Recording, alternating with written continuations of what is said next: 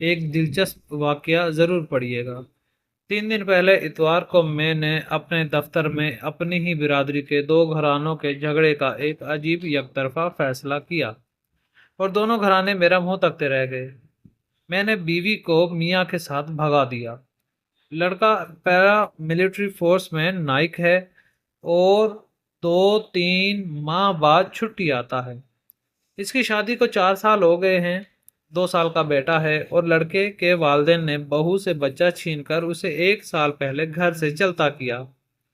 بیٹے کو پتہ چلا تو اسے بتایا گیا کہ تمہاری بیوی بدتمیز ہے، ہماری خدمت اور عزت نہیں کرتی۔ بیٹا گھر آیا تو اسے کہا گیا کہ اپنی بیوی کو طلاق دے دو، تمہاری دوسری شادی 15 دن میں اس سے بھی اچھی اور خوبصورت لڑکی سے کروا دیں گے۔ لڑکی والے چھٹی آنے پر اپنے داماد کو اس کی بیوی سے ملنے نہیں دیتے کہ تم ہماری بیٹی کا خیال نہیں رکھتے، اب طلاق چاہیے ورنہ کورٹ سے خلا لے لیں گے۔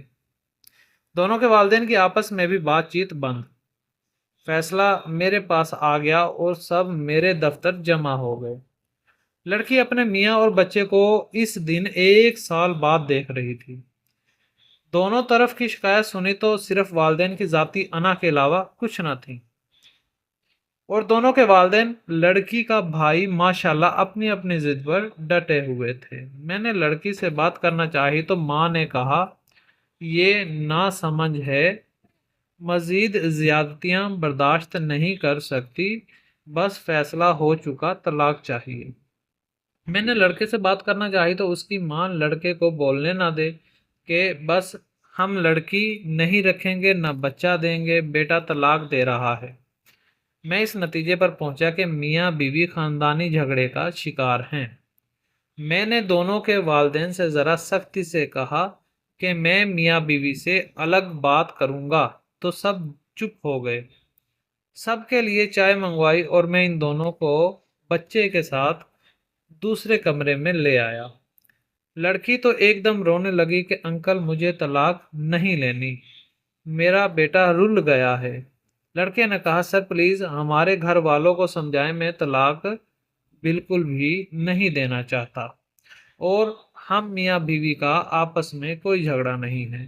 میں نے ڈانٹا کہ تم دونوں سب کے سامنے بولتے کیوں نہیں ہو؟ تو کہنے لگے والدین اور گھر والے ہمیں بولنے نہیں دیتے اور نہ ہم سے ہماری رائے لیتے ہیں۔ لڑکے کی 20 دن چھٹی باقی تھی، اس کی جیب میں پوری تنخواہ بھی تھی۔ میں نے کہا بیٹا تم اپنے بچے اور بیوی کو لے کر مری اور ایبٹ آباد بھاگ جاؤ اور موبائل بند کر دو، تب تک تمہاری کمانڈنگ آفیسر سے یونٹ کوارٹر دلوانے کی کوشش کرتا ہوں۔ دونوں خوش ہو گئے اور بچے کو لے کر میرے آفس سے چلے گئے۔ میں اٹھ کر دوسرے کمرے میں آ گیا، سب اسی طرح روٹھے بیٹھے تھے۔ میں نے کہا دونوں میاں بیوی ذرا آپس میں کچھ بات چیت کر لیں تو بلواتے ہیں۔ جب مجھے یقین ہو گیا کہ وہ اب تک دور جا چکے ہوں گے تو میں نے گھنٹی بجا کر آفس بوائے سے کہا کہ مہمانوں کو اس کمرے میں بلا لاؤ۔ اس نے آ کر بتایا کہ سر وہاں تو کوئی نہیں ہے، اور گارڈ کہہ رہا ہے وہ تو باہر چلے گئے ہیں۔ پھر کیا تھا، دونوں کے گھر والے باہر کو بھاگے مگر وہاں پر کوئی بھی نہ تھا۔ فون کیے تو ان دونوں کے موبائل فون بھی بند آ رہے تھے۔ میں نے دونوں کے والدین سے بہت ہمدردی جتائی کہ ہم سے دھوکہ ہو گیا ہے، ان کو الگ کمرے میں اکیلا چھوڑنا میری بہت بڑی غلطی تھی۔ برادری کے بڑے ہونے کے ناطے سب کو خوب تسلیاں دیں کہ فی الحال صبر کر لیں، ہم سب مل کر ان کو ڈھونڈ نکالیں گے اور طلاق بھی کروا دیں گے۔ بیچارے کیا کرتے، کچھ دیر بیٹھے اور پھر بغیر سلام دعا کیے اپنے اپنے گھر جانے کو آفس کے باہر سڑک پر رکشے ڈھونڈ رہے تھے۔ دونوں میاں بیوی بھی ایسے بے مروت نکلے، 3 دن میں مجھے بھی فون نہیں کیا، اور ان کے موبائل نمبر ابھی تک بن جا رہے ہیں۔ چلو میاں بیوی مارے موجیں، خوش رہیں۔ بات رہیں، اور جو والدین ہیں ان کو سوچنا چاہیے کہ اپنی ذاتی انا کی خاطر اپنے بچوں کے گھروں کو رسوا نہ کریں اور بگاڑے نہ۔ اللہ پاک سب کو ہدایت عطا فرمائے اور سب کو اپنے گھروں میں خوشیاں نصیب کرے۔